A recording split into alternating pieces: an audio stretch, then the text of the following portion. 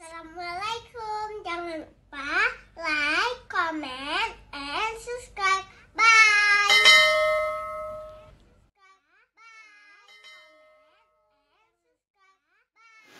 Bismillahirrahmanirrahim.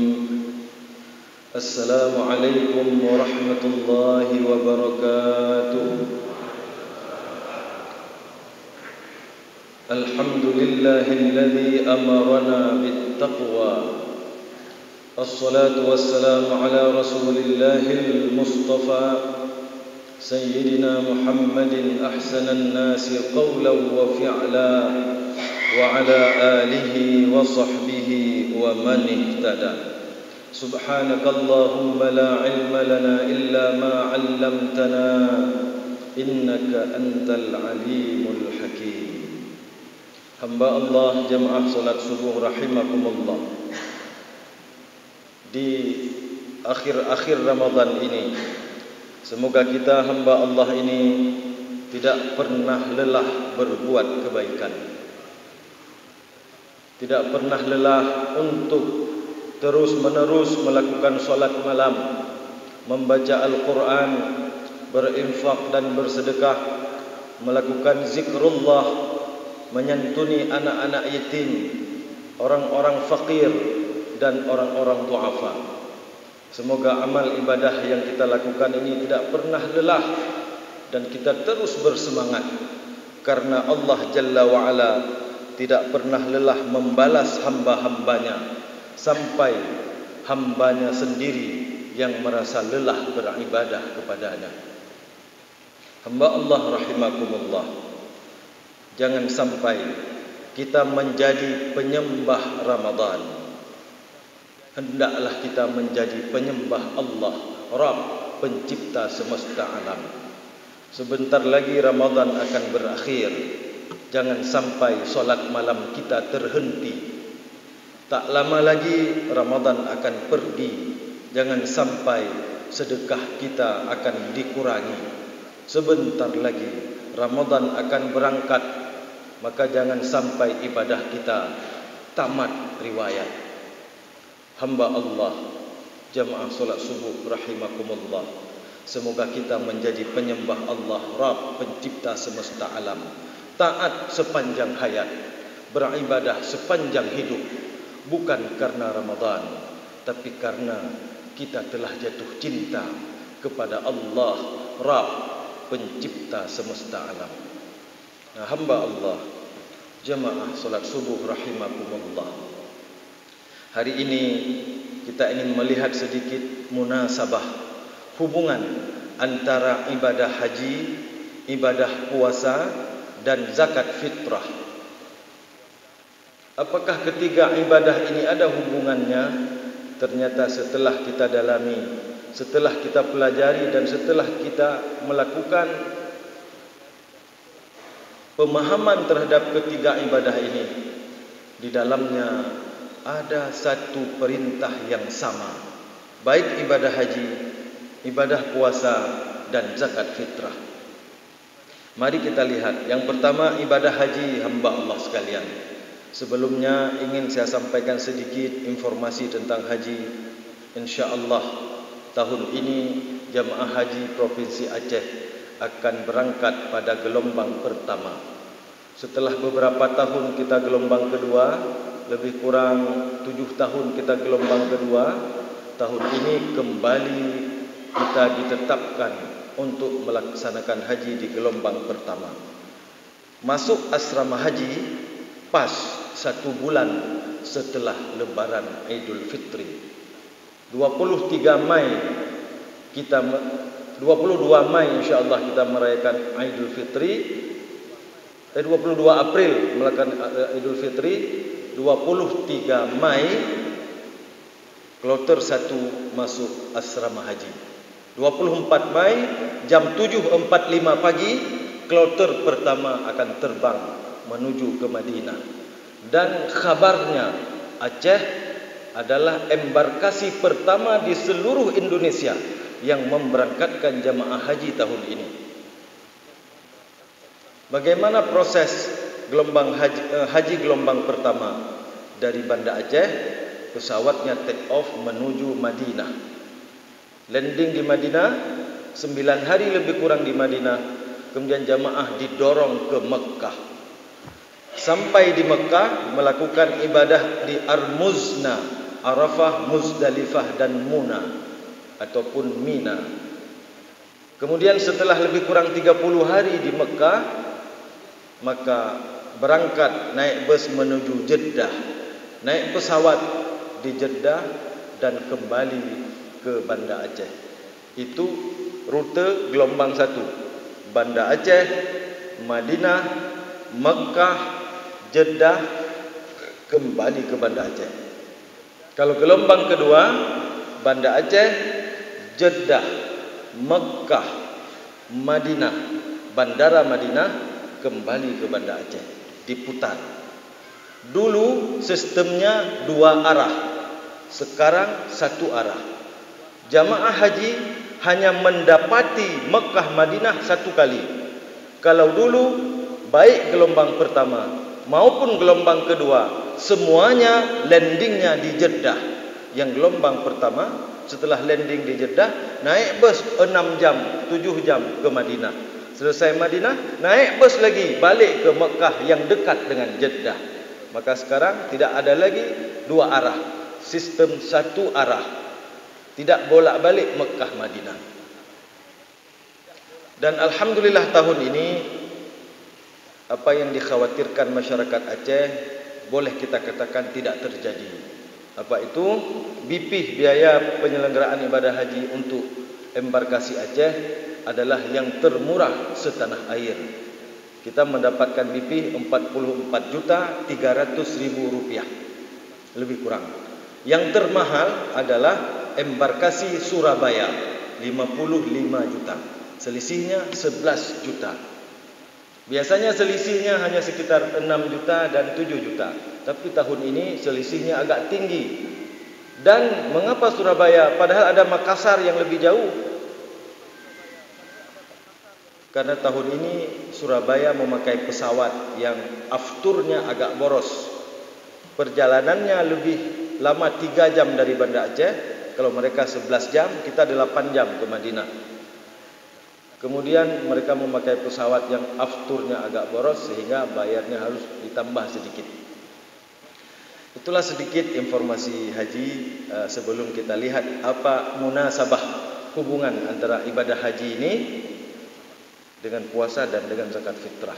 Semoga saudara-saudara kita yang akan melakukan ibadah haji tahun ini Allah mudahkan rezekinya, Allah sehatkan badannya, Allah ikhlaskan hatinya, Allah mudahkan perjalanannya, dan Allah mabrurkan ibadah haji dan umrahnya. Amin ya rabbal alamin. Nah, hamba Allah sekalian, ketika Allah Subhanahu wa taala perintahkan ibadah haji, bunyi firman Allah adalah Al-hajju ashhurum ma'lumat faman farada fihinna al-hajja fala rafatha wala fusuqa wala jidala fil hajj. Kalau ingin berhaji, perintah pertama fala rafas, jangan rafas. Kalau puasa bagaimana? Hadis nomor 1 Sahih Bukhari, bab tentang puasa. Rasulullah sallallahu alaihi wasallam bersabda, "As-siyamu junnah." Puasa itu perisai bagimu, perisai yang akan membentengimu dari keburukan dunia dan azab akhirat. Agar puasa menjadi junnah, apa yang mesti dilakukan? Fala yarfus, jangan rafas. Sama. Kalau haji, fala rafas. Kalau puasa, fala yarfus, jangan rafas. Sama-sama jangan rafas. Puasa jangan rafas, haji juga jangan rafas. Apa itu rafas? Ucapan yang akan membangkitkan syahwat. Ucapan yang bisa menimbulkan seseorang itu naik, bangkit birahinya. Itu namanya rafas. Perintah yang kedua kalau kita beribadah haji, wala fusuq, jangan berbuat fasik. Apa itu fasik? Hati ini condong kepada maksiat. Hati ini condong kepada dosa. Hati ini, diri kita ini lezat kalau berbuat dosa. Kalau puasa bagaimana? Wala yajhal. Wa fi riwayatin wala yasbah. Wala yajhal. Jangan berbuat sesuatu yang mendatangkan dosa. Berarti sama. Mushtarak. Fusuk, fasik condong kepada dosa. Yajhal, orang berbuat sesuatu yang tidak penting sehingga menimbulkan dosa di dalamnya. Mushtarak, ada dua kalimat yang memiliki dua kata, memiliki makna yang sama. Kalau satu kata memiliki makna yang banyak, itu lain-lain nanti, itu muradif namanya. Kalau banyak kata satu arti, itu mushtarak. Maka ini sama yang kedua. Yang ketiga, kalau naik haji perintahnya wala jidal, jangan bertengkar, jangan berbantah-bantahan. Kalau berpuasa perintahnya wa inimru'un qatalahu aw syatamahu falyaqul inni shaim. Kalau ada seorang datang kepadamu mengajakmu bertengkar, falyaqul inni shaim, katakan kepadanya, laki maaf bang, lun tengah berpuasa. Sama ini. Wala jidal maknahu inimru'un qatalahu aw syatamahu falyaqul inni shaim. Kalau dalam haji langsung Allah sebut jidal, tapi kalau dalam puasa Nabi sebut proses untuk terjadinya jidal, yaitu orang mengajak kita bertengkar, orang mengajak kita berkelahi sehingga menimbulkan pertengkaran. Begitulah hubungannya antara ibadah puasa dan ibadah haji ini. Sama-sama Allah dan Rasulullah SAW fokus kepada kita ini agar menjaga lisan. Fusuk rafas itu pekerjaan lidah, Pak. Fusuk, yajhal, dalam ayat yang lain yasbah. Yasbah itu ribut. Itu pekerjaan lidah. Dalam sebuah kitab Al-Kabair disebutkan 75 dosa-dosa besar.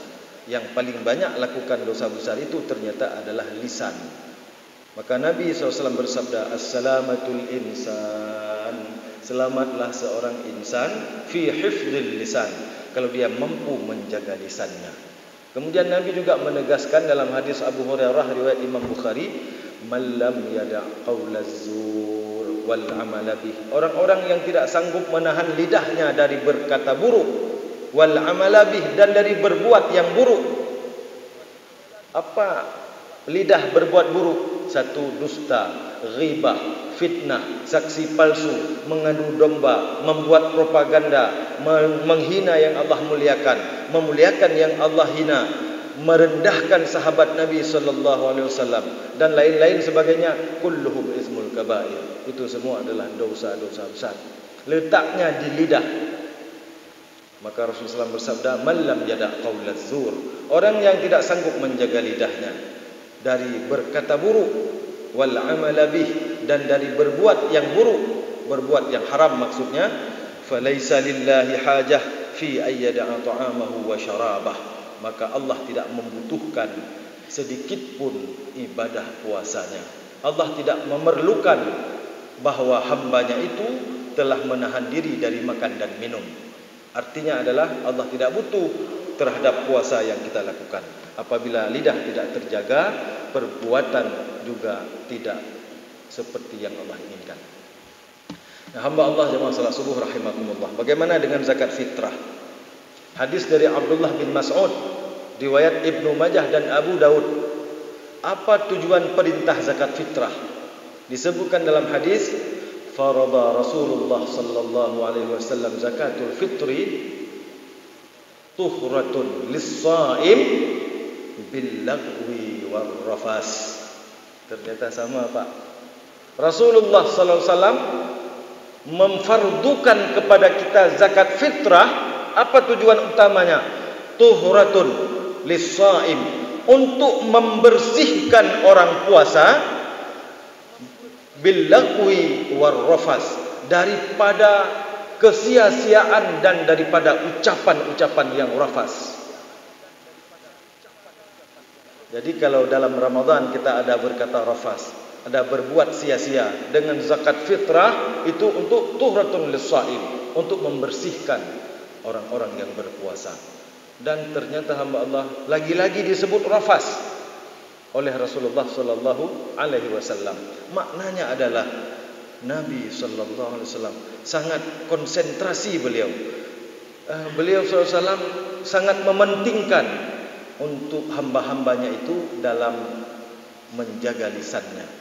Sehingga dalam hadis yang lain beliau sebut, "Man kana yu'minu billahi wal yawmil akhir." Kalau memang umatku itu, kalian itu yakin beriman kepada Allah dan hari akhir, falyaqul khairan. Kalau bicara yang baik-baiklah, aw liyasmut. Tidak ada bahan untuk bicara yang baik, maka diam saja lebih menyelamatkan. Nah, hamba Allah jamaah salat subuh rahimakumullah. Itu kira-kira hubungan antara ibadah haji, ibadah puasa dan ibadah zakat fitrah. Satu kesimpulan secara umumnya, ketiga ibadah ini fokus kepada bagaimana kita untuk pandai-pandai menjaga diri agar tidak melepaskan lidah ini kecuali ke tempat yang Allah ridhai. Nah, hamba Allah jamaah salat subuh rahimakumullah. Tadi Ustaz Darisman katakan, "Ustaz, ini subuh bolehlah panjang sikit ceramahnya," katanya. Maka saya tambahi 5 minit lagi sesuai perintah. Nah, hamba Allah sekalian jamaah salat subuh rahimakumullah, kita ini sedang melatih diri. Puasa Ramadan, syahrul Ramadan, dikatakan juga syahrul riyadhah. Puasa ini kita melatih diri. Apa yang kita latih? Kita melatih diri untuk berbuat yang baik. Kita melatih diri untuk meninggalkan yang tidak baik. Kita melatih diri untuk melakukan amal-amal yang soleh. Kita melatih diri untuk meninggalkan pekerjaan-pekerjaan yang salah. Nah, dalam latihan ini tentu ada tujuannya. Apa tujuan kita latihan ini 1 bulan? Latihan solat malam, latihan bersedekah, latihan baca Quran, latihan berzikir, latihan banyak lagi kebaikan yang lain.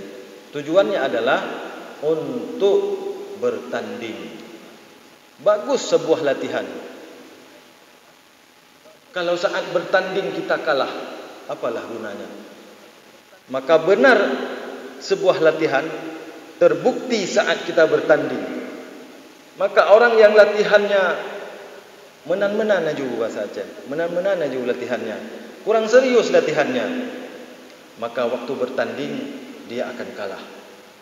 Orang yang latihannya serius, insya-Allah pertandingan akan dimenangkan dengan sempurna. Lawan kita sudah menunggu. Siapa itu? Yaitu syaitan laknatullah alaihi. Dialah musuh dan lawan tanding kita setelah Ramadan. Dan Bapak Ibu, kita harus ingat, lawan tanding kita itu adalah lawan tanding yang sangat berpengalaman. Dia pernah bertanding melawan Nabi Adam. Ternyata Nabi Adam harus keluar dari jannah. Ia pernah bertanding dengan Nabi Yunus. Ternyata Nabi Yunus harus ditelan oleh kegelapan perut seekor ikan. Ia pernah bertanding dengan banyak orang-orang yang soleh, tapi kadang-kadang dia menang, kadang-kadang dia juga kalah. Semua dapat dikalahkan. Itu kabar dari Allah. Ketika syaitan diusir dari syurga, dia minta agar dipanjangkan umurnya. Lalu Allah izinkan umurnya dipanjangkan. Apa ucapan iblis? La uqwiyannakum ajma'in. Saya akan kalahkan mereka semuanya, ya Allah. Saya akan habiskan mereka, hambamu semuanya.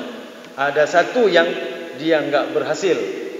Illa min ibadikal mukhlisin. Yang saya enggak mampu mengalahkannya, ya Allah, hanya hamba-hambamu yang hatinya ikhlas kepadamu, mengharap ridhamu, mengharap cintamu. Orang-orang yang mengharap selain engkau, semuanya akan kukalahkan. Hanya orang-orang yang mengharap wajahmu, hanya orang-orang yang mengharap dirimu dan mengharap ridhamu, mengharap syurgamu, itulah orang yang tidak mampu ku kalahkan. Karena itu hamba Allah, semua amal-amal soleh kita, baik di bulan Ramadan maupun nanti insya-Allah di luar Ramadan, semoga Allah berkahi dan panjangkan usia kita. Mudah-mudahan semuanya kita lakukan karena mengharap wajah Allah. Sebagaimana disampaikan dalam Al-Quran, surah Al-Insan ayat 8, 9, 10.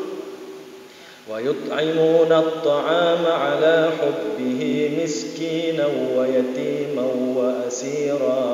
Ada orang Pak sanggup memberikan makan untuk orang lain, ala hubbih, padahal ia sendiri membutuhkan makanan itu untuk dirinya. Sanggup dia beri, draw gedek tapi gebi kegop. Mengapa sanggup?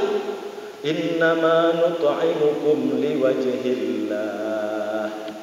Karena dia hanya mengharapkan wajah Allah. La nuridu minkum jazaa'a. Dia tidak mengharapkan balasan. Lehbi hanya harap balah leurengan. Wala syukura. Jangankan balasan, ucapan terima kasih pun dia tidak inginkan. Ucapan terima kasih pun dia tidak harapkan. Tidak ditunggu-tunggu dari orang yang ia berikan. Apa yang memenuhi hatinya? Inna nakhafu min rabbina. Karena hati mereka telah penuh dengan rasa takut kepada Rabbnya, kepada Allah. Yauman abusan qamtarira. Bahwa nanti akan ditegakkan satu hari. Di hari itu manusia dipenuhi dengan kesulitan. Maka agar tidak sulit di hari akhirat, banyak-banyaklah bersedekah. Nah, hamba Allah yang salat subuh rahimakumullah, hanya orang-orang yang mengharap ridha Allah yang akan selamat di dunia dan di akhirat. Hanya orang-orang yang mengharap wajah Allah yang akan mampu menjadi pemenang saat nanti bertanding melawan musuh abadi kita, musuh kakek nenek kita, musuh anak cucu kita, yaitu asy-syaitan laknatullah alaihi. Hamba Allah jemaah salat subuh rahimakumullah. Cukup ini saja ceramah subuh yang saya sampaikan pada hari ini. Mudah-mudahan saya yang menyampaikan dan Bapak Ibu yang mendengarkan, Allah berikan kemudahan, Allah berikan bantuan dan kekuatan untuk sama-sama dapat mengamalkannya. Amin ya rabbal alamin. Banyak maaf, banyak terima kasih. Subhanallah wa bihamdihi, subhanakallahumma wa bihamdika, asyhadu an la ilaha illa anta, nastaghfiruka wa natubu ilaik. Wassalamu alaikum warahmatullahi wabarakatuh.